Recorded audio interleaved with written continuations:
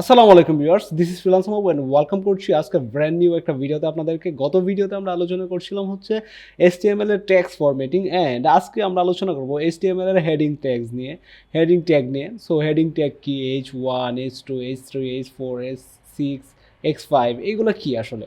So এটা নিয়ে একটু কথা বলার আগে, সো আমরা এটা টোমেড আমার একটা ওয়েবসাইট আছে, জাস্ট পোর্টফোলিও, ছোটো সময় বানাইছিলাম, একদম ছোটো সময়। সো সেটা একটু দেখে আসি আসলে H2 বা H1 এই ট্যাগের কাজ কি। এই যে দেখতে পাচ্ছেন এখানে একটা শিরোনাম ব্যবহার করার জন্য মাহবুব, এই ট্যাগটা দেখতেছেন কত বড়, এইটা একটু দেখতেছেন ট্যাগটা একটু ছোট, এবং এই ট্যাগটা দেখতে পাচ্ছেন একটু ছোট, এবং এইখানে দেখতে পারতেছেন যে অ্যাবাউট মি এটা একটু বড়, এটা একটু ছোট। সো এটা কিভাবে হয়েছে, এটা হচ্ছে আপনার এই ট্যাগগুলা ব্যবহার করার কারণেই হয়েছে। কিন্তু এখানে যে H1, H2, H3, H4, H5, H6 এগুলো ব্যবহার করার কারণে কিন্তু হয়েছে। সো এটা কিভাবে লেখা যায় সেটা আজকে আপনাদের সাথে দেখাবো, অ্যান্ড আপনারাও আমার সাথে প্র্যাকটিক্যালি এইভাবে লেখার ট্রাই করবেন এবং দেখতে পারবেন অনেক সুন্দরভাবে আপনারা কিন্তু পারবেন এগুলো লেখার জন্য। সো কথা না বলে আমরা আমাদের কোড এডিটরে চলে যাচ্ছি, বিএস কোডে। আপনারাও প্র্যাকটিস করেন।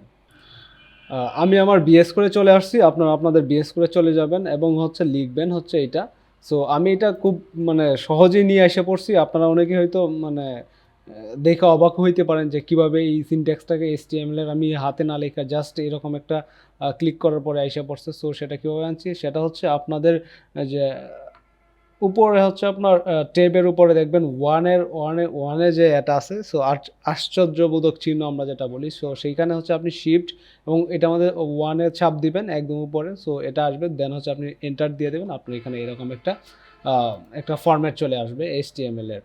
সো আমরা যেহেতু হেডিং ট্যাগ নিয়ে আলোচনা করতেছি, আমাদের হেডিং ট্যাগের জন্য আমরা যে কাজটা করবো সেটা হচ্ছে H1 এর মধ্যে আমি একটা জিনিস করব, সেটা হচ্ছে আমি যে আপনাদেরকে ওয়েবসাইটটা দেখেছিলাম সেইখানে দেখতে পারতেছেন I M A front end developer with over 1 years of experience. So এটা হচ্ছে আমি অনেক আগে তৈরি করছিলাম, জাস্ট কোনো এখনও চেঞ্জ করা হয় নাই। সো এগুলা যেভাবে আছে সেই রকমই ছিল। সো আপনারা দেখে মাইন্ড করবেন না আবার।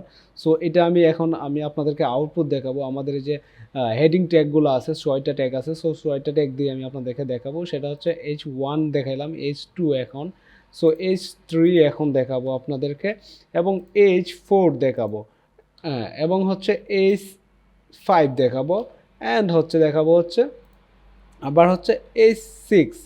সো এই ট্যাগগুলো আসলে কেন ব্যবহার করা হয়, আপনাদের কোয়েশ্চেন আসতেই পারে। এই ট্যাগগুলো ব্যবহার করা হয় হচ্ছে বিভিন্ন আপনার হেডিং ব্যবহার করতে, বিভিন্ন শিরোনাম দেখানোর জন্য, বিভিন্ন জিনিস দেখানোর জন্য। একটা ফন্ট আপনার থাকতে পারে অনেক বড়, একটা ফন্ট একটা ওয়েব পেজের মধ্যে একটা ছোটো থাকতে পারে, এবং বিভিন্ন মানে ট্যাগসগুলোকে বিভিন্নভাবে দেখানোর জন্য, মানে বিভিন্ন আঙ্গিকে দেখানোর জন্য আর কি, আসলে এই তাৎপর্য বোঝানোর জন্য হচ্ছে এইগুলো ব্যবহার করে। H1 ট্যাগের তাৎপর্যটা হচ্ছে এটা অনেক বড়, এটা আসলে একটা বোল্ড করে দেখেছে, এটা একটা টাইটেল হেডিং ট্যাগ।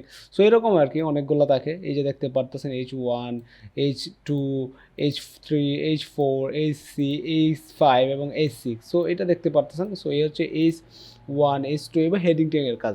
সো আশা করছি আপনারা বুঝতে পারছেন হেডিং ট্যাগ কীভাবে লিখতে হয়।